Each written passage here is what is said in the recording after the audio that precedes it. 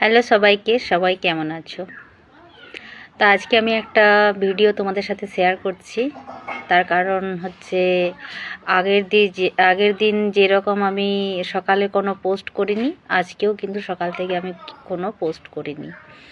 তো এখন আমি রোদে বসে আছি, আর রোদে বসেই আমি এখন মোটামুটি অনেক কাজই করি শীতকালের দিন।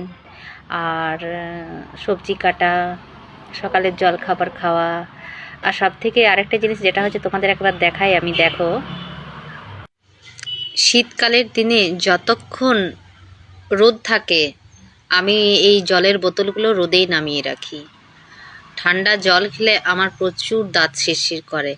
গত বছর তোমাদেরকে আমি দেখিয়েছিলাম আমার কি কি সবজি লাগানো হয়েছে বাড়িতে আর কি। তো আর এই বছর কি কি লাগানো হয়েছে দেখো, কিচ্ছু লাগানো হয়নি, শুধুমাত্র বেগুন লাগিয়েছি আর কয়েকটা কপি গাছ। তো বেগুন গাছগুলো দেখো বেশ ভালোই হয়েছে। আর সব থেকে বড় কথা হচ্ছে আজকে অঘ্রাণ মাসের বৃহস্পতিবার, আজকে আমাদের প্রথম ধান এলো। এটা অনেক আনন্দের একটা ব্যাপার।